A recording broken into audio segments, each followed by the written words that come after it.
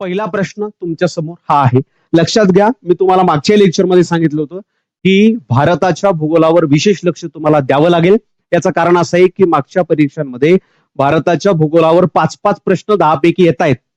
याचा अर्थ आपण जी सिरीज सुरू केली याच्यामध्ये सुद्धा भारताच्या भूगोलावर आपण फोकस केलेला आहे. ठीक आहे, चलो. कर्मवीर अकॅडमी, कर्मवीर राहुल सर, लातूरला.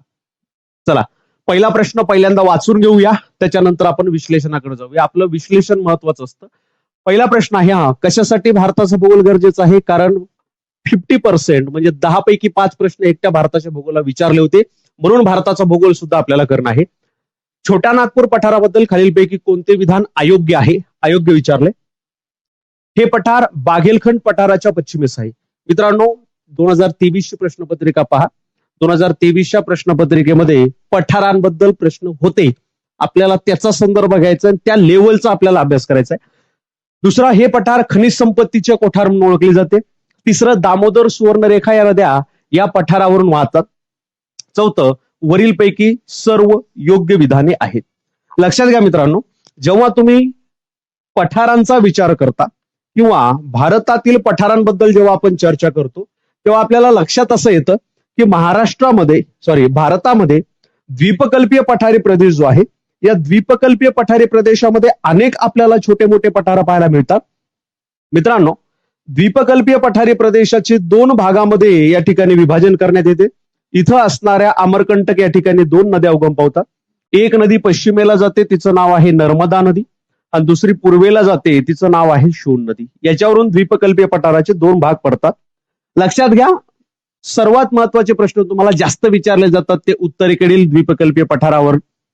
बघा, नर्मदेच्या जसं तुम्ही उत्तरेला जाल, या ठिकाणी तुम्हाला एक पठार दिसतं, त्याच्यानंतर या ठिकाणी एक पठार दिसतं.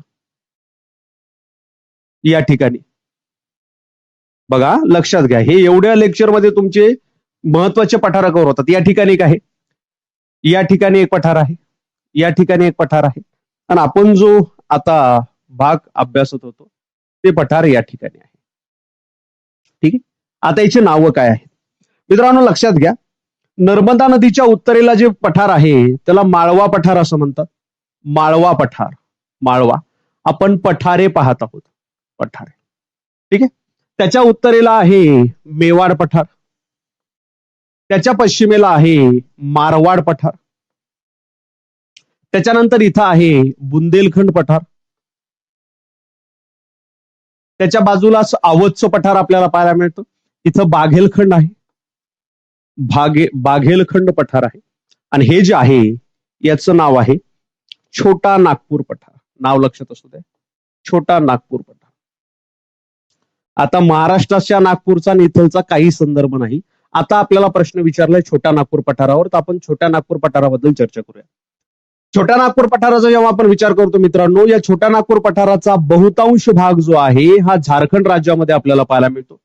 बहुतांश भाग जो आहे हा झारखंड राज्यामध्ये पाहायला मिळतो.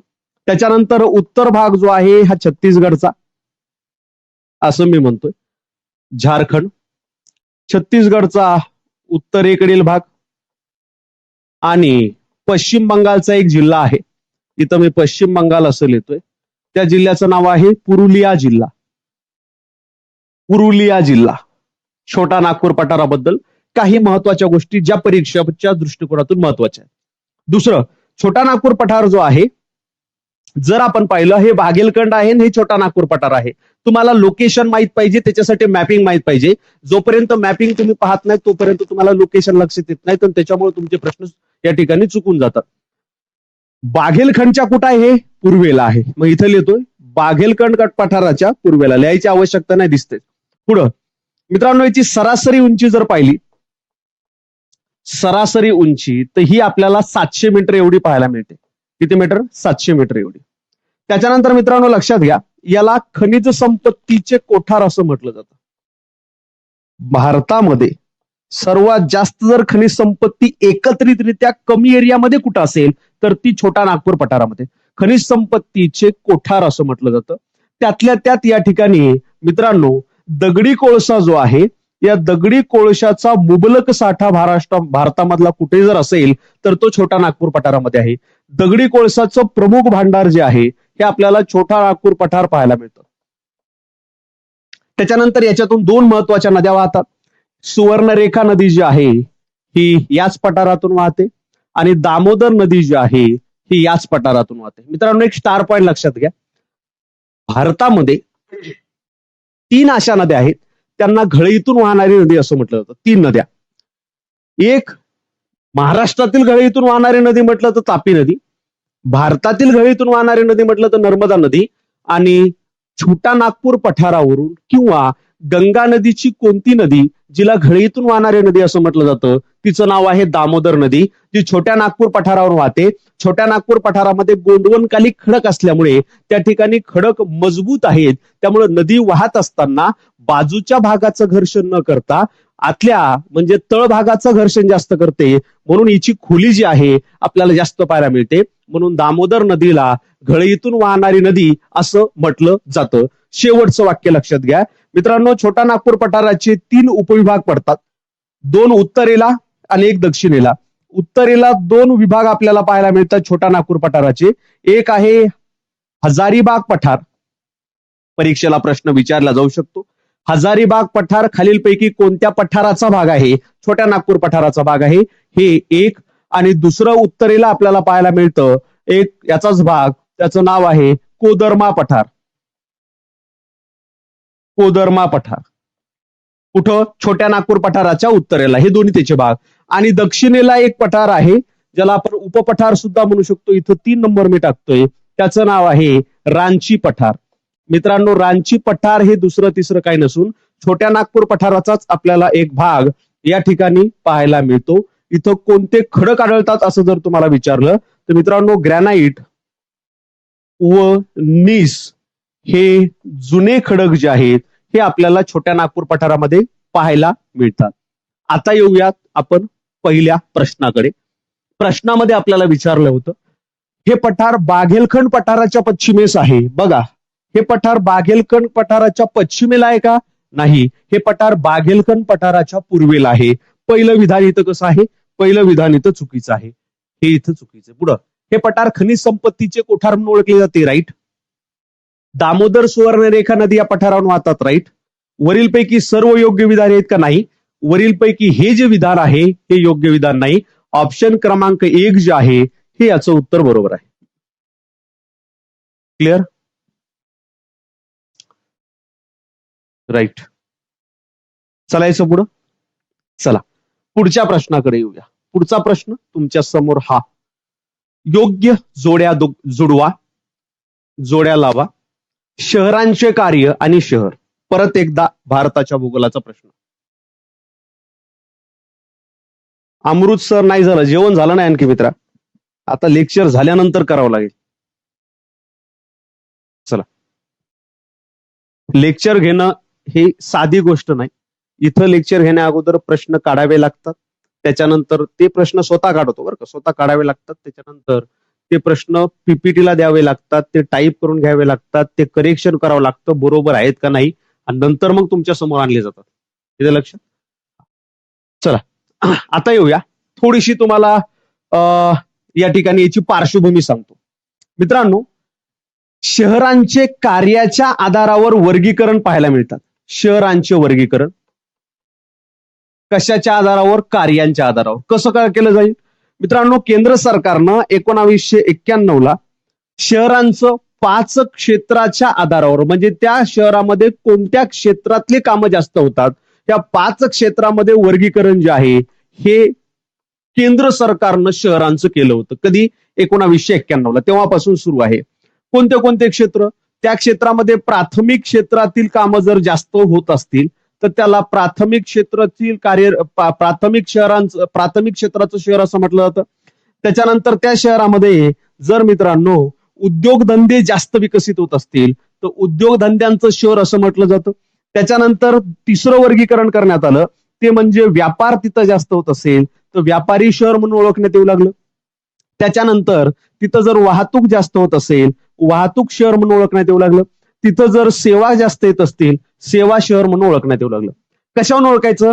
त्या ठिकाणचे जे कामगार आहेत किंवा मित्रांनो त्या ठिकाणी जे काम करणारे लोक आहेत हे या 5 पैकी 40% पेक्षा जास्त लोकसंख्या कामगार लोकसंख्या कोणत्या क्षेत्रात आहे याच्यावरून आपल्याला शहरांचं वर्गीकरण पाहायला मिळालं. येते लक्षात? 40% जास्त लोकसंख्या. उदाहरणार्थ संभाजीनगर आहे. संभाजीनगरमध्ये 40% पेक्षा जास्त जर लोक हे व्यापारच करत असतील तर मग संभाजीनगरला कोणत्या कार्यासाठी प्रसिद्ध शहर टाकायचं? व्यापारासाठी प्रसिद्ध. पुण्याच्या ठिकाणी शिक्षणावर जास्त लोक जर भर देत असतील, शिक्षण जास्त जात असेल तर मग शिक्षण क्षेत्रामध्ये शिक्षण शहर म्हणून त्याचा समावेश केला जाईल. असो, अशा पद्धतीनं 5 भागामध्ये 5 क्षेत्रामध्ये शहराचं वर्गीकरण करण्यात येऊ लागलं. मग बघा या वर्गीकरणामध्ये कोणत्या शहरांना प्रशासकीय भागामध्ये किंवा प्रशासकीय कार्यासाठी प्रसिद्ध शहर म्हणून टाकण्यात आलं ते आपल्याला पाहणं गरजेचं आहे. मित्रांनो प्रशासकीय लक्षात घ्या, साधारणतः याच्यामध्ये कोणतंही राजधानी क्षेत्र येतं. राजधानी क्षेत्र याच्यामध्ये दिल्ली असेल, चंदीगड असेल, दिल्ली असेल, चंदीगड असेल, त्याच्यानंतर भोपाळ असेल, त्याच्यानंतर हैदराबाद असेल इत्यादी जी शहरं आहेत ही शहरं आपल्याला पाहायला मिळतात प्रशासकीय कार्यासाठी प्रसिद्ध असणारी शहरं. दुसरं वर्गीकरण, जर एखादा शहर जे आहे हे उद्योगधंद्यांसाठी किंवा औद्योगिक शहर म्हणून ओळखण्यात येत असेल तर याच्यामध्ये औद्योगिक मध्ये कोणते शहर मोडतात? औद्योगिक कार्यासाठी प्रसिद्ध सुरत शहर याच्यामध्ये मोडतं. अहमदाबाद शहर जे आहे ते याच्यामध्ये मोडतं, अहमदाबाद. त्याच्यानंतर भिलाई जे आहे हे याच्यामध्ये मोडतं. जमशेदपूर आहे हे याच्यामध्ये मोडतं. त्याच्यानंतर अलाहाबाद जे आहे हे सुद्धा याच्यामध्ये मोडतं. प्रयागराज ज्याला आपण म्हणतो, अलाहाबाद, प्रयागराज. ठीक आहे. पुढे व्यावसायिक शहरं भारतातली कोणती आहेत जे व्यवसायासाठी प्रसिद्ध आहेत? व्यावसायिक शहरे मित्रांनो, व्यावसायिक शहरामध्ये इंदूर येतं, इंदोर. त्याच्यानंतर कोलकाता येतं, सुरत सुद्धा येतं मित्रांनो. मग तुम्हाला जर सुरत 2 क्षेत्रामध्ये कसं येईल?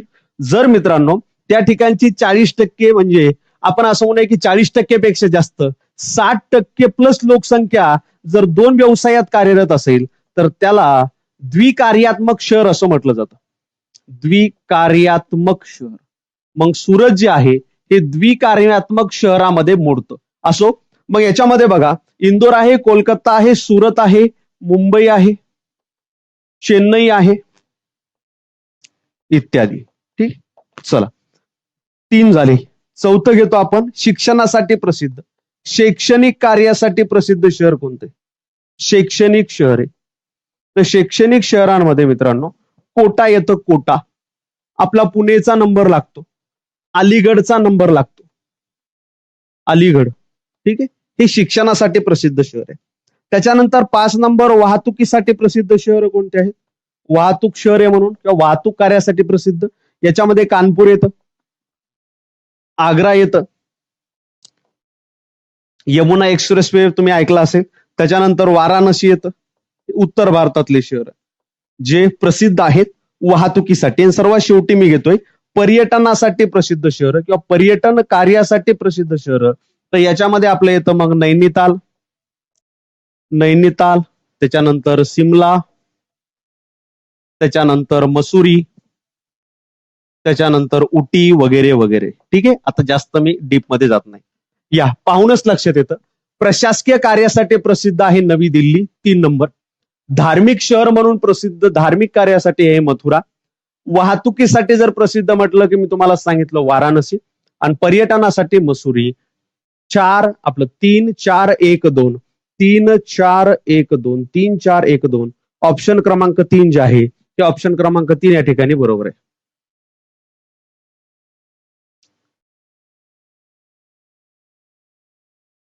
अमृत बोस, मला पर्सनली तुम्ही मेसेज करा आता ते बाललिंग गुणोत्तर वगैरे, कारण आता हे विषय नाही आपल्याला जॉग्राफीचं चालू येतं, म्हणजे जॉग्राफीमध्येच आपले क्वेश्चन चालू आहेत, यालाच आपल्याला वेळ कमी पडतो.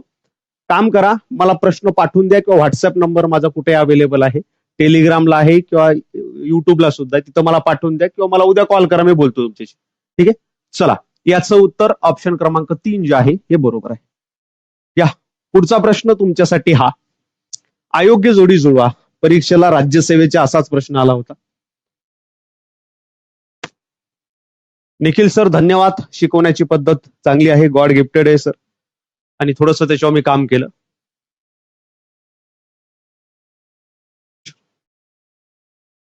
ओके, बघा मित्रांनो, नदी प्रणालीची जी मुख्य प्रकार आहे, भारतामध्ये 5 प्रकार मुख्य नदी प्रणालीचे मानले जातात. एक, याच्यानुसार जाऊया. जाळी सदृश्य नदी प्रणाली. जाळी सदृश्य नदी प्रणाली. जाळी सदृश्य नदी प्रणाली म्हणजे काय? जेव्हा मित्रांनो दोन प्रकारचे डोंगर जे आहेत ते एकमेकांना किंवा डोंगर रांगा ज्या आहेत त्या एकमेकांना लागून असतात, तेव्हा नदी पॅटर्न जो तयार होतो किंवा आपण असं म्हणूया की नदी प्रणालीचा पॅटर्न जो तयार होतो तो अशा पद्धतीचा होतो, जाळी गुंफल्यासारखा. बघा ना, इकडून डोंगराचं पाणी जे आहे, समजून घ्या कन्सेप्ट बरं का, सर्वात जास्त माझा भर कन्सेप्टवर असतो, कन्सेप्टवरूनच तुम्ही प्रश्न भूगोलामधले सोडवू शकतात. त्याच्या व्यतिरिक्त किती पाठांतर करा तुम्हाला सोडवता येणार नाही. इथं डोंगर रांग आहे, इथं डोंगर रांग आहे, याचं पाणी एकत्र येतं. हा मधला खसदरीचा भाग आहे, इथं डोंगर रांग आहे, इथं डोंगर रांग आहे, पाणी इकडे येतं, पाणी इकडे येतं.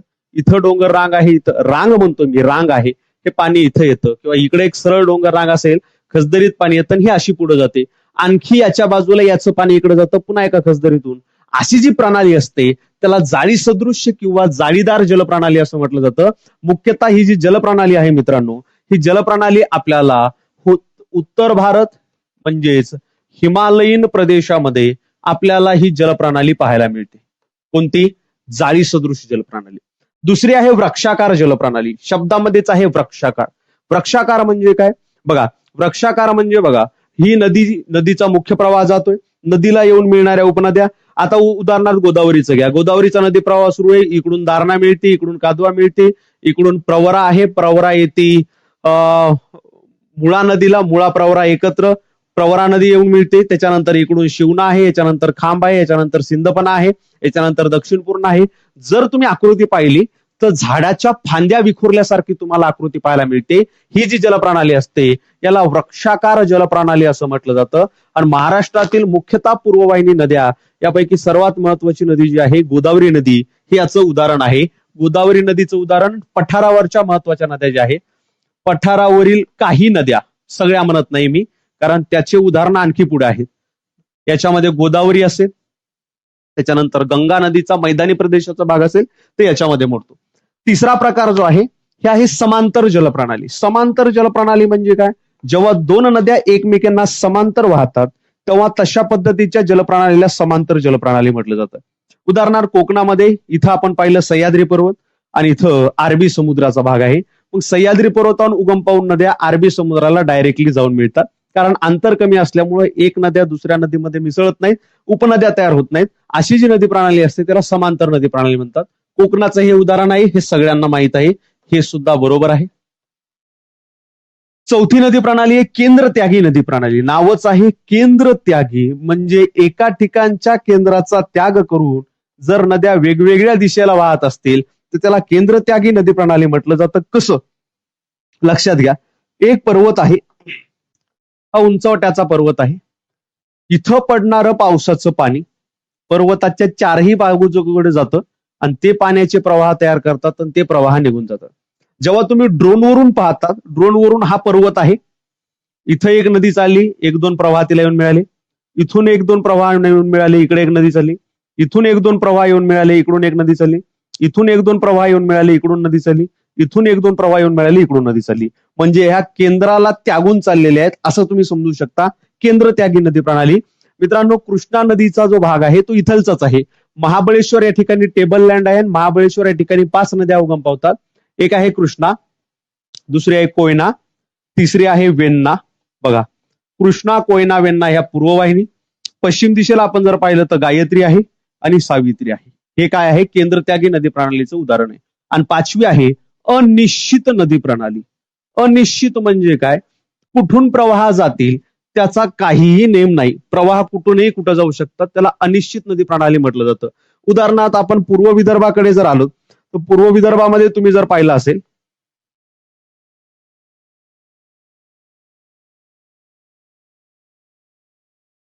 गेलं का?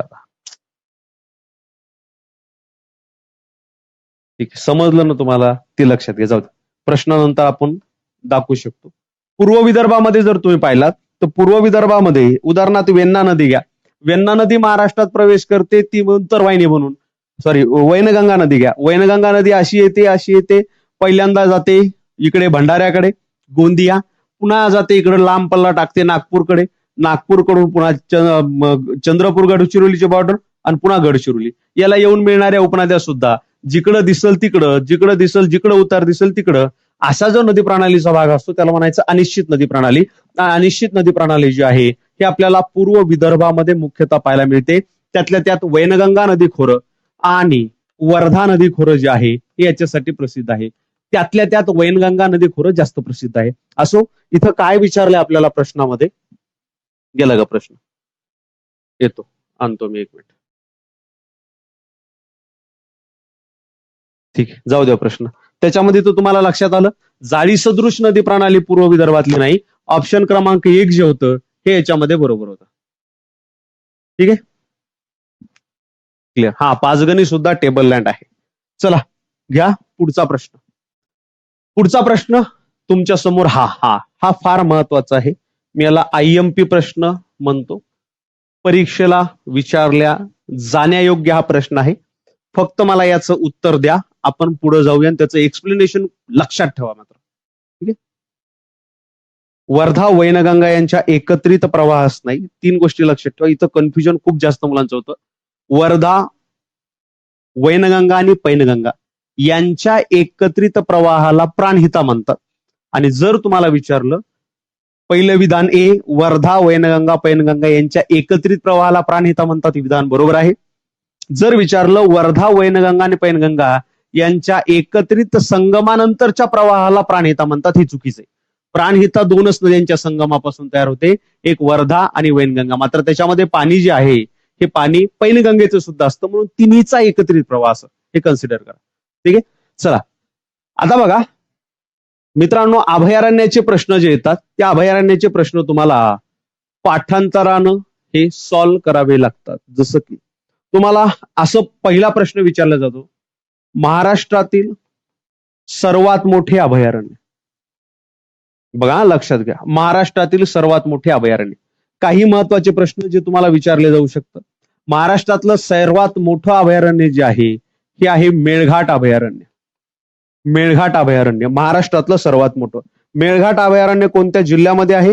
तर मेळघाट अभयारण्य जे आहे हे अमरावती जिल्ह्यामध्ये आहे. मित्रांनो, मेळघाट अभयारण्य जे आहे असंही विचारलं जाऊ शकतं, कशासाठी प्रसिद्ध आहे? वाघांसाठी प्रसिद्ध आहे. त्याही पुढे जाऊन असा प्रश्न विचारला जाऊ शकतो, महाराष्ट्रातील पहिला व्याघ्र प्रकल्प कोणता? महाराष्ट्रातील पहिला व्याघ्र प्रकल्प सुद्धा मित्रांनो मेळघाटच आहे.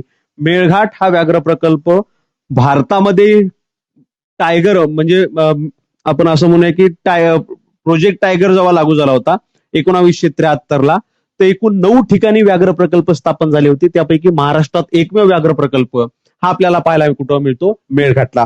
आणखी विचारला जाऊ शकतो, महाराष्ट्रातील पहिले आणि एकमेव सागरी अभयारण्य कोणते? बघा बरं का, महाराष्ट्रातील पहिले आणि एकमेव सागरी अभयारण्य, ते याचं उत्तर तुमचं असलं पाहिजे ते म्हणजे मालवण अभयारण्य. मित्रांनो, सिंधुदुर्ग जो जलदुर्ग आहे हा मालवण अभयारण्याचा गाभा आहे असं म्हटलं जातं. कुठं? सिंधुदुर्ग जिल्ह्यामध्ये. हे महत्वाचं आहे बरं का, सिंधुदुर्ग. आणखी प्रश्न तयार होतो, महाराष्ट्रातील 3 नंबर, महाराष्ट्रातील पहिले अभयारण्य कोणते? पहिले अभयारण्य सगळ्यांना माहित असायला पाहिजे, राधानगरी अभयारण्य जे आहे, राधानगरी अभयारण्य हे महाराष्ट्रातलं पहिलं अभयारण्य आपल्याला पाहायला मिळतं. कधीच? 1918च. याची स्थापना तुम्हाला विचारली, हे त्याच्यामुळेच म्हटलं हा प्रश्न फार महत्वाचा आहे. याची स्थापना छत्रपती शाहू महाराजांनी केली. छत्रपती शाहू महाराजांनी कधी? 1918ला. बर, याचं जुनं नाव तुम्हाला जर विचारलं, जुने नाव जे आहे हे दाजीपूर अभयारण्य आहे. दाजीपूर अभयारण्य. हा, आता येतं महाराष्ट्रातलं पहिलं कृत्रिम अभयारण्य. कृत्रिम म्हणजे झाडं लावून महाराष्ट्रातील पहिले कृत्रिम अभयारण्य.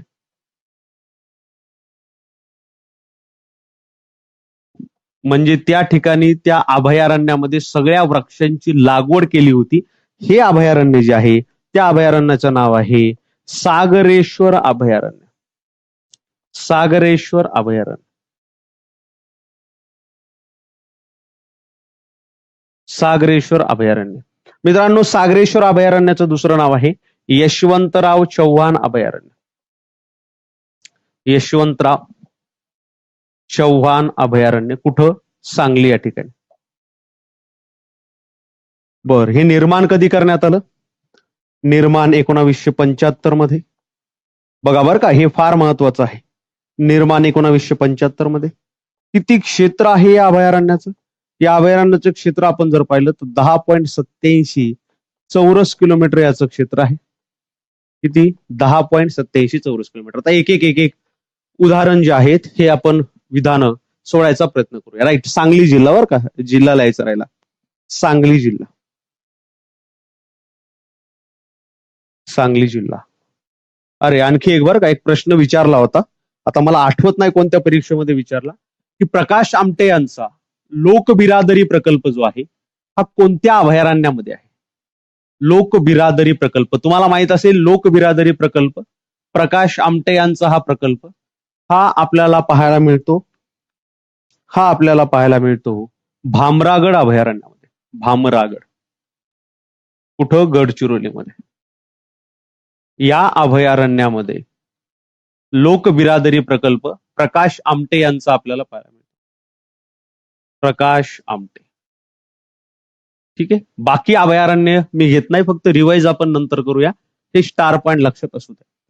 सागरेश्वर अभयारण्य महाराष्ट्रातील पहिले मानवनिर्मित अभयारण्य. कृत्रिम म्हणजे मानवनिर्मित. पहिलं विधान 100% बरोबर, नो डाऊट. दुसरं मराठा एम्पायर, धन्यवाद. ठीक आहे. दुसरं, या अभयारण्याचे नाव पद्मभूषण वसंतदादा पाटील असे आहे. नाही, या अभयारण्याचे नाव यशवंतराव चव्हाण अभयारण्य आहे. सागरेश्वर हे राष्ट्रीय उद्यान आहे, 2016 साली घोषित झालेले. चुकीचं आहे. सागरेश्वर हे अभयारण्य आहे, राष्ट्रीय उद्यान नाहीये, ज्याची स्थापना 1975 मध्ये किंवा निर्मिती 1975 मध्ये करण्यात आली. मग इथं अयोग्य विधाने ओळखा असं दिलेलं आहे. अयोग्य विधान ओळखा म्हणजे आपल्याला या ठिकाणी चुकीचं विधान जे आहे हे ओळखायचं आहे. तर बी आणि सी विधान जे आहेत हे अयोग्य आहेत आणि फक्त ए विधान जे आहे हे योग्य आहे. ऑप्शन क्रमांक 4 जे आहे हे 4 बरोबर आहे. क्लिअर. हा, महाराष्ट्रामध्ये 6 व्याघ्र प्रकल्प आहेत. यापैकी पहिला व्याघ्र प्रकल्प मेळघाट या ठिकाणी होता, त्यामुळे मी पहिलं इथं दिलेले. ठीक आहे. इथपर्यंत कोणाला काय अडचण आहे का रे?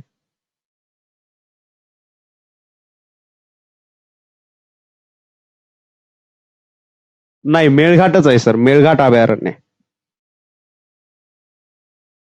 चलो, चलायचं पुढं. घ्या पुढचा प्रश्न घ्या.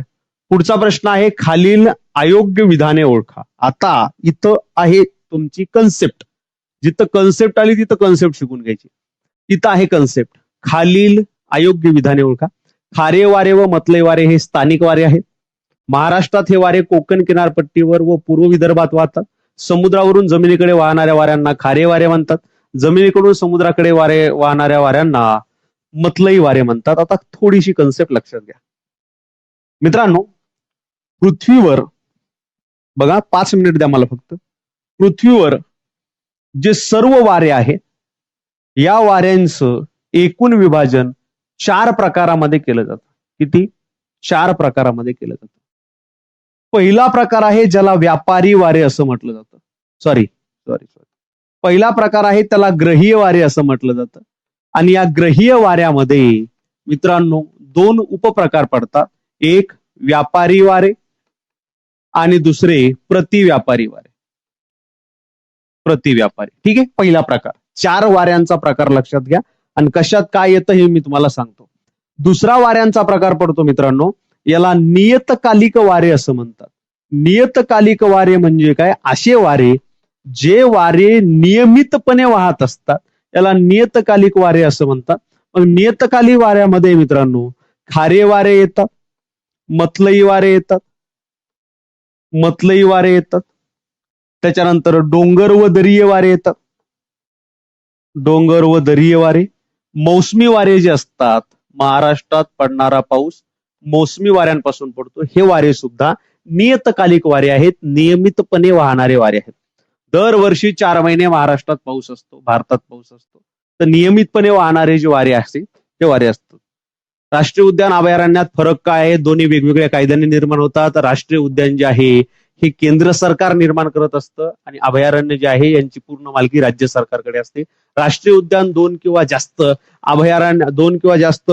अभयारण्य मिळून किंवा असं आपण म्हणू शकतो राष्ट्रीय उद्यान हे अभयारण्यापेक्षा आकाराने मोठे असतात, तर अभयारण्य हे राष्ट्रीय उद्यानापेक्षा आकाराने कमी असतात. बाकी तिथलचं जे हे आहे आपण व्यवस्थापन म्हणू हे कमी जास्त आपलं म्हणजे व्यवस्थापनामध्ये तितकासा फरक आपल्याला पाहायला मिळत नाही. तिसरा प्रकार पडतो मित्रांनो आवर्त व प्रत्यावर्त. आवर्त व प्रत्यावर्त म्हणजे काय? वादळी वाऱ्यांपासून वादळी वारे जे असतात त्याला ते म्हणू शकतो आपण. आणि दुसरे असतात स्थानिक वारे. स्थानिक वारे म्हणजे विशिष्ट क्षेत्रापुरते जे वारे असतात त्यांना स्थानिक वारे म्हणतात. पहिलं विधान इथंच खोडलं गेलं. खारे वारे व मतलई वारे हे स्थानिक वारे नाहीत मित्रांनो, हे नियतकालिक वारे आहेत, नियमित वाहणारे वारे आहेत. स्थानिक वाऱ्यामध्ये तुम्ही म्हणू शकता चिनूक वारे, हे परीक्षेला आलेले आहेत बरं का. याच्यामध्ये 2 प्रकार पडतात, उष्ण आणि शीतासू. चिनूक वारे असेल, त्यानंतर फोईन वारे असेल, त्याच्यानंतर नॉर्वेस्टर असेल, हे भारतामधलं नॉर्वेस्टर. ठीक आहे, असो तिकडे आपल्याला जायचं नाही. आता महाराष्ट्राचा जेव्हा तुम्ही भाग बघता, महाराष्ट्रामध्ये मित्रांनो समुद्र सपाटीच्या लगतचा प्रदेश जो आहे, या समुद्र सपाटीच्या लगतच्या भागामध्ये आपण जेव्हा पाहतो, बघा लक्षात घ्या, हे महाराष्ट्र आहे. महाराष्ट्राचा हा जो भाग आहे हा जमिनीचा भाग आहे आणि इकडं अरबी समुद्र आहे. अरबी समुद्राच्या भागामध्ये आहे पाणी आणि इथं आहे जमीन. लक्षात घ्या, वाऱ्यांवर सर्वात महत्वाचा प्रभाव करणारा घटक जो असतो तो असतो तापमान. एखाद्या भागामधलं तापमान जर वाढलं, टेम्परेचर जर वाढली, तर त्या टेम्परेचर वाढीमुळे, तापमान वाढीमुळे त्या भागातली हवा जी आहे त्या हवेतले कण हलके होतात आणि हवेतले कण हळूहळू वर निघून जातात. वर निघून गेल्यानंतर कणाचं वजन कमी असतं, हलके असतात, वर निघून जातात. आणि ज्या भागामध्ये टेम्परेचर कमी आहे, टेम्परेचर कमी असणाऱ्या प्रदेशामध्ये हे कण जाऊन त्या ठिकाणचं जे प्रेशर आहे म्हणजे त्या ठिकाणी जाऊन राहू लागतात. लक्षात घ्या, साधी गोष्ट. इथं समजा आपण म्हणूया 10 कण होते, इथेही 10 कण होते. इथं तापमान वाढल्यामुळे याच्यातले 5 कण इकडे गेले, इथं 15 कण झाले. 15 कण झाले म्हणजे काय? हवा जास्त झाली.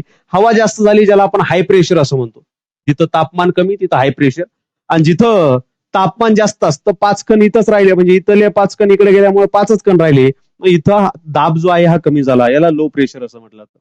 आता जमिनीचा आणि पाण्याचा गुणधर्म असा आहे, जमीन प्रचंड वेगाने तापते आणि तेवढ्याच वेगाने जमीन थंड सुद्धा होते. परंतु पाण्याचं तसं नाही. पाणी संत गतीनं तापतं, संत गतीनं तापतं आणि संत गतीनं थंड सुद्धा होतं. दिवसा काय होतं मित्रांनो, दिवसा जमीन जास्त तापल्यामुळे, पहिल्यांदा दिवसाची कंडिशन लक्षात घ्या, दिवसा जमीन प्रचंड वेगाने तापल्यामुळे या ठिकाणचं तापमान जास्त असतं. या ठिकाणचं तापमान जास्त म्हणजे दिवसाच्या टायमाला जमिनीवर लो प्रेशर असतं आणि त्याच वेळी इथं पाणी संथ गतीनं तापत जात असतं. त्यामुळे याच्या तुलनेत इथं तापमान कमी असतं. याच्या तुलनेत तापमान कमी असल्यामुळे इथं हाय प्रेशर असतं. वाऱ्याचा एक गुणधर्म आहे, वारे नेहमी जास्त दाबाकडून कमी दाबाकडे, जास्त दाबाकडून कमी दाबाकडे, जास्त दाबाकडून कमी दाबाकडे वाहत असतात. सेम त्या पद्धतीनं दिवसा वारे समुद्राकडून जमिनीकडे वाहतात. तुम्ही जर कधी समुद्र काठावर गेला असेल तर तुमच्या लक्षात येईल, समुद्राकडून जमिनीकडे वाहतात. तर यांना मित्रांनो खारे वारे असं म्हटलं जातं. काय? खारे वारे. समुद्रावरून येत आहेत, क्षारयुक्त भागातून येतात म्हणून खारे वारे. रात्रीची स्थिती कमी वेगळी असते. रात्री जमीन प्रचंड वेगाने याचं तापमान कमी होतं, मात्र पाण्याचं तापमान जे आहे ते तेवढ्या वेगानं कमी होत नाही. इथं टेम्परेचर जास्त असतं. इथं टेम्परेचर जास्त असल्यामुळे इथं झालं लो प्रेशर आणि इथं टेम्परेचर कमी असल्यामुळं इथं झालं हाय प्रेशर. रात्रीच्या वेळी काय होतं, वारे कोकणामध्ये इकडे जमिनीकडून समुद्राकडे वाहतात. जमिनीकडून समुद्राकडे वाहणाऱ्या वाऱ्यांना मतलई वारे म्हटलं जातं. कोणते वारे म्हटलं जातं? मतलई वारे म्हटलं जातं. खारे वारे आणि मतलई वारे. आता पुढे चला, या प्रश्नाकडे या. पहिलं, खारे वारे मतलई वारे हे स्थानिक वारे नाहीयेत, हे नियमितपणे वाहणारे, दिवसा रात्री रात्री दिवसा नियमितपणे वाहणारे आहेत, याला नियतकालिक वारे म्हणतात. पहिलं विधान इथं चुकीचं आहे. दुसऱ्या विधानाकडे या. महाराष्ट्रात हे वारे कोकण किनारपट्टीवर व पूर्व विदर्भात वाहतात. कोकण किनारपट्टी ठीक आहे, मान्य. पूर्व विदर्भामध्ये कुठे समुद्र आहे? म्हणजे हे वारे समुद्रालगतच्या भागामध्येच वाहतात का? कारण जमीन आणि पाण्याच्या टेम्परेचरमध्ये फरक असल्यामुळं. बरोबर आहे. म्हणजे हे विधान कसं आहे? हे विधान सुद्धा चुकीचं आहे. पुढे, समुद्रावरून जमिनीकडे वाहणाऱ्या वाऱ्यांना खारे वारे म्हणतात. म्हटलं मी, खाऱ्या प्रदेशातून येणारे वारे म्हणजे खारे वारे, हे बरोबर आहे. जमिनीकडून समुद्राकडे वाहणाऱ्या वाऱ्यांना मतलई वारे म्हणतात, हेही बरोबर आहे. मग खालील कोणते विधान अयोग्य आहेत ते ओळखा. अ आणि ब अयोग्य आहे. ऑप्शन क्रमांक 1 जे आहे हे बरोबर आहे, जे की तुमच्यापैकी कोणीही उत्तर दिलं नव्हतं. कोणीच उत्तर दिलं नव्हतं ऑप्शन क्रमांक 1 म्हणून. क्लिअर झाली का कन्सेप्ट? मला सांगा पहिल्यांदा, कन्सेप्ट क्लिअर झाली का? फास्ट. क्लिअर? चलायचं पुढं. कमेंट करा ना रे काहीतरी.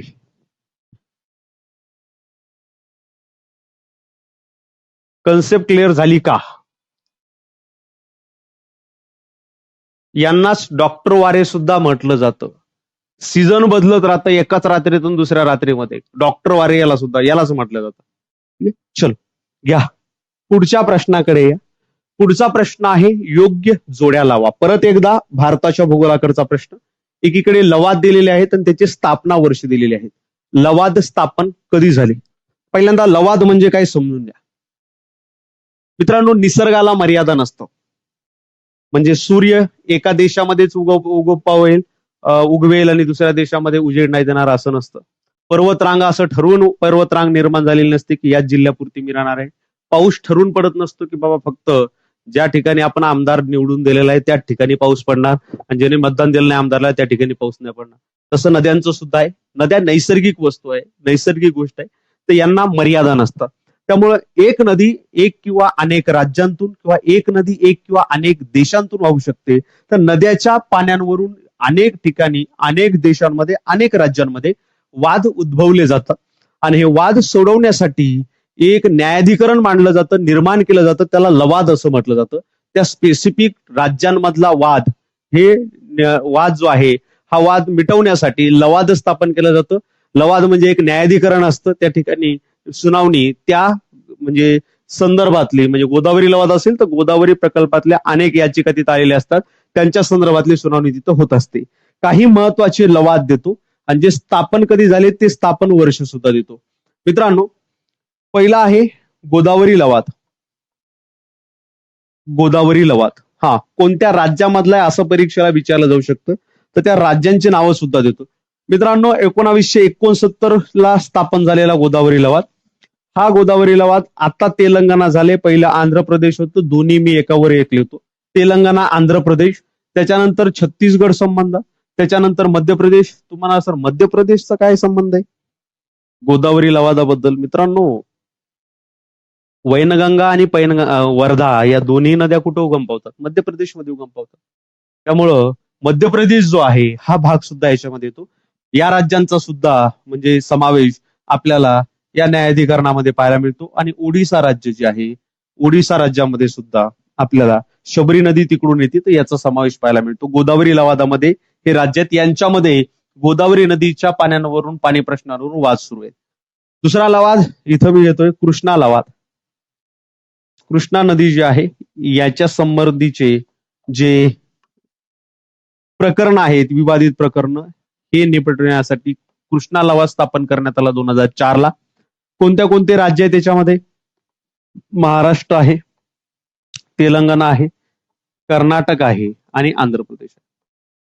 मित्रांनो, ही पीपीटी मी लेक्चर झाल्यानंतर आपल्या टेलिग्राम चॅनलला, डिस्क्रिप्शन मध्ये आपल्या टेलिग्राम चॅनलची लिंक आहे, जॉग्राफी बाय शेनगारे सर, या टेलिग्राम चॅनलला मी अपलोड करतोय. तिथून तुम्ही ही पीपीटी डाउनलोड करून घेऊ शकता. त्याच्यानंतर तिसरा लवाद आहे काय? कावेरी लवाद. कावेरी लवाद. कावेरी लवाद कधी स्थापन झाला मित्रांनो? कावेरी लवाद जो आहे हा 1990 ला स्थापन झाला. कोणत्या कोणत्या राज्यांमध्ये हा लवाद किंवा कोणत्या कोणत्या राज्यांमध्ये वाद आहेत?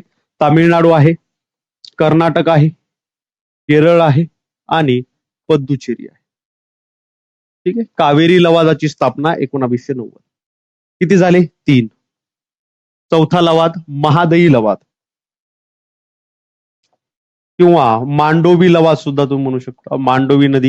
मांडवी नदी जी आहे, मांडवी लवाद. ठीक आहे. तर मित्रांनो हा लवाद स्थापन झाला कधी? तर 2010 मध्ये लवाद स्थापन झाला. मांडवी लवाद हा महाराष्ट्र आणि गोवा या 2 राज्याबरोबरच कर्नाटक राज्याच्या संदर्भातला सुद्धा लवाद आहे. जिथं जिथं महाराष्ट्राचं नाव येईल ते IMP लक्षात असू द्या, तिथं प्रश्न विचारला जाऊ शकतो. इथं सुद्धा आहे. कावेरीवर ठीक आहे, नाही, इथं सुद्धा प्रश्न विचारला जाऊ शकतो. त्याच्यानंतर काही 2-3 एक्स्ट्रा लवाद तुम्हाला देतो. याच्यामध्ये रावी व बियास लवाद. रावी आणि बियास नदीच्या पाण्यासंदर्भात सुद्धा 2 राज्याच्या दरम्यान आपल्याला या ठिकाणी विवाद पाहायला मिळतात. 2010 ला स्थापन झालेला हा लवाद, सॉरी 2010 ला नाही, 1986 ला स्थापन झालेला लवाद आहे. पश्चिम बंगाल हे शॉर्ट फॉर्म मध्ये PB लिहितोय. त्याच्यानंतर हरियाणा आणि त्याच्यानंतर राजस्थान या राज्यांमध्ये याच्यावरून वाद होता. एक शेवटचा लवाद देतो, 6 नंबर महानदी लवाद. कधीचा आहे? 2018 मध्ये स्थापन झाला, लेटेस्ट 2018 मध्ये. त्याच्यामुळे चर्चेत आलेला लवाद आहे. कोणते कोणते राज्य आहेत? छत्तीसगड राज्य आहे आणि ओडिसा राज्य यांच्या दरम्यान आपल्याला हे लवाद स्थापन झालेले पाहायला मिळतात. गोदावरी लवाद आपण पाहिला 1969चा. याच एक बरोबर. सॉरी, इथं काय दिलेले? जोड्या लावा असं दिलेले ना. हा, जोड्या लावा दिलेले, बरोबर. गोदावरी लवाद 1 नंबर. कृष्णा कधीचा आपण म्हटलेला आहे? 2004चा. अयोग्य जोडी असेल शायद, जोड्या लावा नाही. अयोग्य जोडी असेल तर हे वर काय जोड्या लावा दिलेले, ठीक आहे, हे बरोबर आहे, हेही बरोबर आहे. कावेरी लवाद 1990चा आहे, 95चा नाही. ही जोडी जी आहे ही चुकीची आहे. जोड्या, आपलं अयोग्य जोडी ओळखा असा प्रश्न असेल, कदाचित ही मिस्टेक आहे, टायपिंग मिस्टेक. आणि महादई लवाद जे आहे 2010चा आहे, इथं 2010. थोडस प्रश्नामध्ये टायपिंग मिस्टेक झाली, असं होतं, थोडस वेळ नाही दिला. असो, ऑप्शन क्रमांक क जे आहे ते क इथं तुमचं बरोबर आहे. ठीक आहे, करायचं पुढं. पुढचा प्रश्न घ्या. योग्य जोड्या लावा. एकीकडे अभयारण्य आणि दुसरीकडे शहर. कोणत्या शहरामध्ये कोणतं अभयारण्य? सोपा प्रश्न आहे. योग्य जोड्या लावा. एकीकडे अभयारण्य आणि एकीकडे शहर.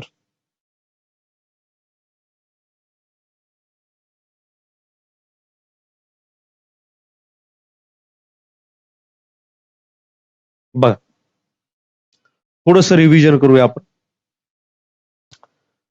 महाराष्ट्रामध्ये 6 राष्ट्रीय उद्यान आहेत. संजय गांधी राष्ट्रीय उद्यान, त्याच्यानंतर गुगामल राष्ट्रीय उद्यान 2, त्याच्यानंतर पेंच राष्ट्रीय उद्यान 3, नवेगाव राष्ट्रीय उद्यान 4, ताडोबा राष्ट्रीय उद्यान 5 आणि चांदोली राष्ट्रीय उद्यान 6. आता लक्षात घ्या, महत्वाचे अभयारण्य. तानसा तुंगारेश्वर हे आहे ठाणे जिल्ह्यामध्ये. कर्नाळा आणि फणसाड हे जे आहे हे आपल्याला पाहायला मिळतं कुठं? ते आहे रायगड जिल्ह्यामध्ये. मालवण सागरी अभयारण्य सिंधुदुर्ग जिल्ह्यामध्ये. राधानगरी कोल्हापूरमध्ये. सागरेश्वर मगाशी आपण पाहिलं हे सांगली जिल्ह्यामध्ये. कोयना अभयारण्य आपल्याला पाहायला मिळतं सातारा जिल्ह्यामध्ये. पुणेमध्ये या मयुरेश्वर, सुपे आणि भीमाशंकर अभयारण्य पाहायला मिळतं. अहमदनगर, अहिल्यानगर या ठिकाणी या देऊळगाव रेहकुटे अभयारण्य, कळसुबाई अभयारण्य पाहायला मिळतं. नांदूर माध्यमेश्वर अभयारण्य आपल्याला पाहायला मिळतं कुठे? तर हे पाहायला मिळतं नाशिक जिल्ह्यामध्ये. छत्रपती संभाजीनगर आणि जळगाव यांच्या बॉर्डरवर आहे गवताळ अभयारण्य. जळगावमध्ये यावल आहे आणि धुळेमध्ये आनेर आहे. छत्रपती संभाजीनगरमध्ये आणखी एक अभयारण्य जायकवाडी अभयारण्य. जायकवाडी धरणाच्या आसपासचा प्रदेश म्हणून म्हणतो, हे पक्षी अभयारण्य आहे. नायगाव मयूर अभयारण्य आपल्याला बीड जिल्ह्यामध्ये. एडशी रामलिंगम आपल्याला अभयारण्य पाहायला मिळतं उस्मानाबाद, धाराशिव जिल्ह्यामध्ये. त्याच्यानंतर सोलापूर जिल्ह्यामध्ये सोलापूर आणि अहमदनगर अहिल्यानगर यांच्या बॉर्डरवर माळढोक आपल्याला पक्षी अभयारण्य पाहायला मिळतं. बुलढाणा जिल्ह्यामध्ये या ज्ञानगंगा, अंबा, बरवा, लोणार. त्याच्यानंतर इथं या वाशिम जिल्ह्यामध्ये काटेपूर्णा अभयारण्य आहे, काटेपूर्णा. नरनाळा अभयारण्य आहे अकोल्यामध्ये. कर्नाळा म्हटलं तर रायगड, नरनाळा म्हटलं तर काय अकोला जिल्हा. पुढे चला, मेळघाट अभयारण्य आपल्याला पाहायला मिळतं कुठं, तर ते पाहायला मिळतं अमरावती जिल्ह्यामध्ये. इसापूर, टिपेश्वर आणि पैनगंगा अभयारण्य, यापैकी पैनगंगा अभयारण्य आणि किनवट अभयारण्य आपल्याला, किनवट अभयारण्य आणि पैनगंगा अभयारण्य यवतमाळ आणि नांदेडच्या बॉर्डरवर आहेत. इसापूर, टिपेश्वर हे अभयारण्य आपल्याला पाहायला मिळतात यवतमाळ जिल्ह्यामध्ये. घोडझरी, अंधारी चंद्रपूर जिल्ह्यामध्ये. त्याच्यानंतर नागझरी अभयारण्य आहे, नागझिरा अभयारण्य आपल्याला पाहायला मिळतं गोंदिया. चप्राळ आणि भामरागड अभयारण्य पाहायला मिळतात कुठे, गडचिरोली जिल्ह्यामध्ये. क्लिअर. चलो या इकडं आता प्रश्नाचं देऊया उत्तर. किनवट अभयारण्य कुठे, किनवट अभयारण्य, ठीक आहे स्किप करा. कर्नाळा अभयारण्य रायगड जिल्ह्यामध्ये 3. देऊळगाव रेकुटे अभयारण्य अहमदनगर जिल्ह्यामध्ये 2. दाजीपूर अभयारण्य कुठं, कोल्हापूर जिल्ह्यामध्ये 1. आणि मी तुम्हाला आता बोलताना म्हटलं की कर्नाळा अभयारण्य आणि तिथे असणारं पैनगंगा अभयारण्य हे दोन्हीच्या बॉर्डरवर आहे. म्हणजे नांदेड आणि काय, नांदेड कर्नाळा नाही, किनवट आणि पैनगंगा अभयारण्य हे नांदेड आणि यवतमाळच्या बॉर्डरवर. मग इथं या यवतमाळ 4, 4, 3, 2, 1, 4, 3, 2, 1, 4, 3, 2, 1. ऑप्शन क्रमांक 2 जे आहे ते 2 इथं बरोबर आहे. ऑप्शन क्रमांक 2 हे बरोबर आहे. ठीक आहे, चला घ्या पुढचा प्रश्न घ्या.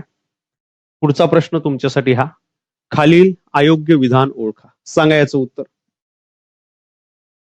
खालील अयोग्य विधान ओळखा. सूरज मोरे सर, मी मगाशीच वाक्य म्हटलं, दोनही जिल्ह्यामध्ये अभयारण्य असो किंवा नैसर्गिक कोणत्याही गोष्टी असो, याला मर्यादा नसतात. क्लिअर. यवतमाळच्या जागी नांदेड असलं असतं तर ते उत्तर बरोबर असतं. नांदेडमध्ये जास्त भाग येतो. तुम्ही पाहिला असेल परीक्षेला प्रश्न आला होता, गवताळा अभयारण्य जळगाव आणि छत्रपती संभाजीनगर दोन्ही जिल्ह्यामध्ये येतं. बऱ्याच जणांनी छत्रपती संभाजीनगर केलं आणि त्यांचं उत्तर हे चुकलं, आयोगानं चुकीचं ग्राह्य धरलं. जे लोक नवीन जॉईन झालेले आहेत कृपया लेक्चरला लाईक करा. तुम्हाला लेक्चर आवडत असेल तर काहीतरी कमेंट करा, तुमच्या प्रतिक्रिया कळवा आणि तुमच्या मित्रांना सुद्धा लेक्चर शेअर करायला विसरू नका. चला आता थोडंसं बघूया सिंधू नदीबद्दल काही महत्वाच्या गोष्टी. इथंच मी क्लिअर करतो. मित्रांनो, पहिलं वाक्य, सिंधू नदी ही भारतीय उपखंडातील लांबीनं सर्वात मोठी नदी आहे. चूक. भारतीय उपखंडातील लांबीनं सर्वात मोठी नदी आहे, तिचं नाव आहे ब्रह्मपुत्रा. ब्रह्मपुत्रा नदीची लांबी जर आपण पाहिली तर ती आहे 2960 किलोमीटर. 2960 kilometre, 2965 kilometre. आणि ही जी नदी आहे ही भारतीय उपखंडातील लांबीने सर्वात मोठी नदी आहे. सर्वात मोठी नदी. मित्रांनो, ब्रह्मपुत्रा नदी जी आहे या ब्रह्मपुत्रा नदीचा उगम होतो कुठं, तर याचा उगम होतो चेमायुंगडुम या हिमनदीपासून. चेमायुंगडुम हिमनदी.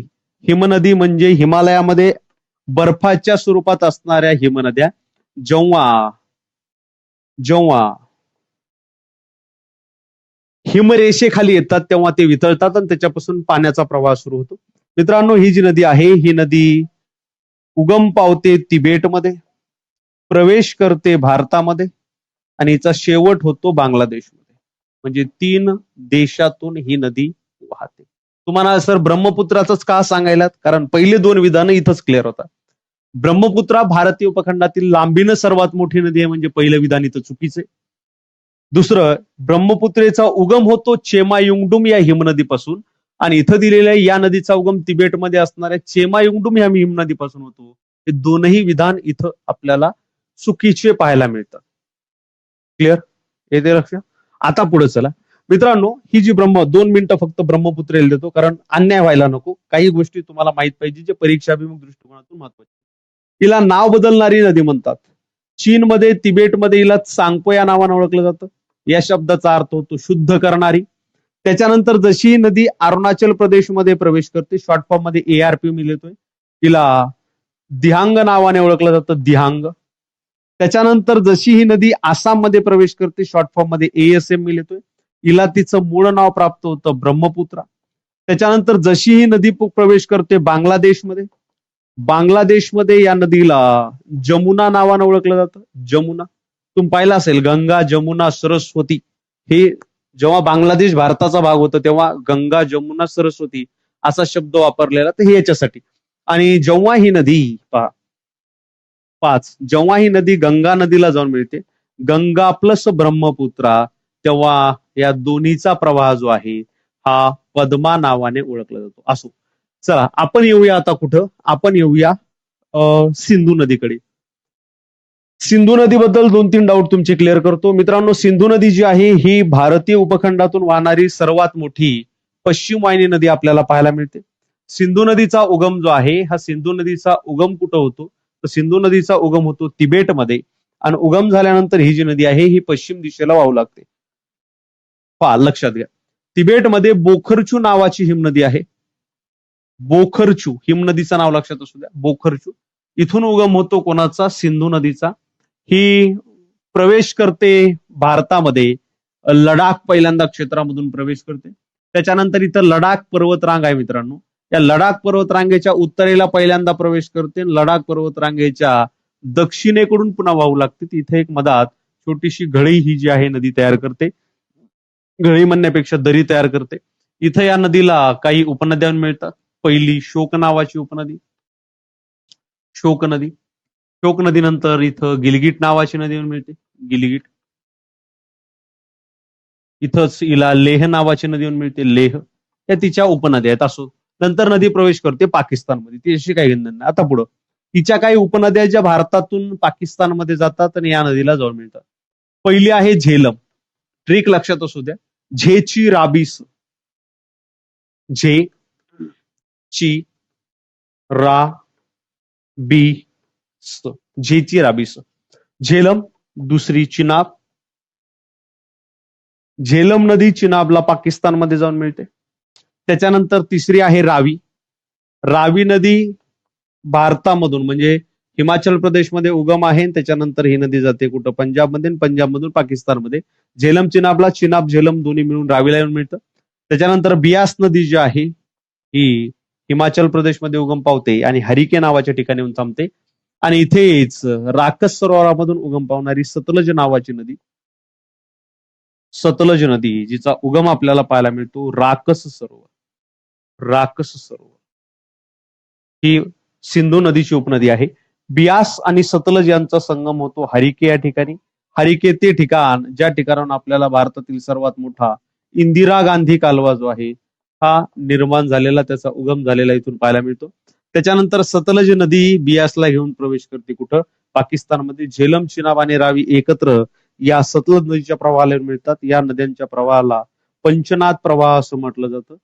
आणि हा पंचनाद प्रवाह सिंधू नदीला मिठानकोट या ठिकाणी जाऊन मिळतो. मिठानकोट हे ठिकाण अरबी समुद्रापासून 806 किलोमीटर दूर, आणि शेवटी कराची शहराच्या दक्षिणेला ही जी नदी आहे ही नदी कुठं जाऊन मिळते, अरबी समुद्राला जाऊन मिळते, अरबी समुद्र. आता येऊया आपण आपल्या प्रश्नाकडे. एवढ्या आपल्या नॉलेजवरून प्रश्न सोडवता येऊ शकतो का, उत्तर सोडवता येऊ शकतो का?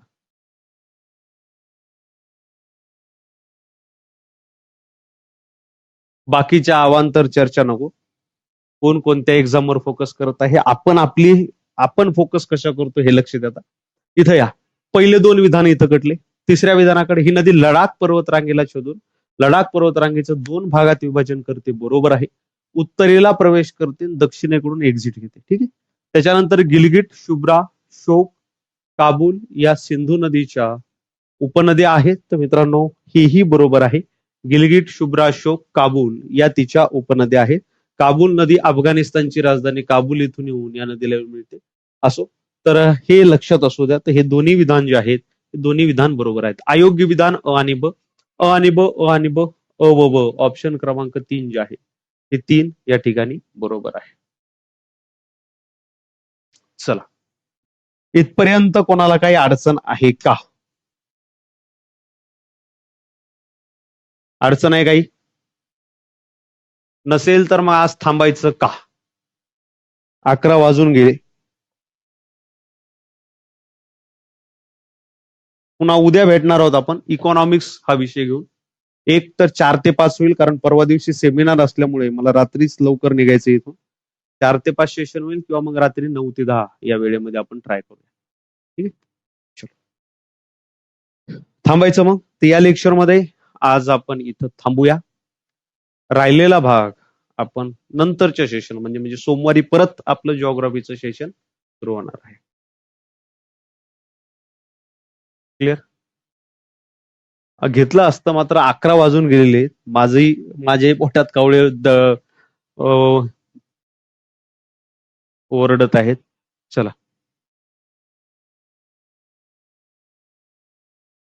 कंटिन्यू होणार. आता हे पूर्ण महिना मी तुमच्यासोबत आहे. मी म्हटलं ना मागच्या महिन्यामध्ये थोडंसं मी आजारी होतो 10-12 दिवस, आणि त्याच्यामुळं लेक्चर रेग्युलर बॅच मधले झाले नव्हते. ते मग त्याच्यासाठी 10-12 दिवस गेले, आणि त्यामुळे तुमच्या समोर लवकर मी येऊ शकलो नाही. ठीक आहे. सूरज मोरे सर, हो 2025 साठी जिओग्राफीची बॅच आहे. मला कॉन्टॅक्ट करा. माझा नंबर आहे सगळ्या बॅनरवर, पोस्टरवर. तुम्हाला कॉन्टॅक्ट करू शकता. जिओग्राफी ऑप्शनल आपण सुरू करतोय जानेवारी महिन्यामध्ये. तारीख कळेल 15 ते 20 जानेवारीच्या दरम्यान, 15 ते 26 जानेवारीच्या दरम्यान आपण जिओग्राफी ऑप्शनलची बॅच सुरू करतोय राज्यसेवेसाठी. असो, चला या लेक्चरमध्ये आज आपण इथं थांबू. राहिलेला भाग आपण पुढच्या लेक्चरमध्ये कंटिन्यू करू. डिस्क्रिप्शन मध्ये आपल्या टेलिग्राम चॅनलची लिंक आहे, तर ती लिंक तुम्ही तिथून क्लिक करून जा. हे तुम्हाला अर्ध्या तासामध्ये मिळून जाईल. इकॉनॉमिक्सचे इम्पॉर्टंट टॉपिक उद्याच्या लेक्चरमध्ये सांगतो, कारण उद्या इकॉनॉमिक्सच लेक्चर. ठीक, धन्यवाद.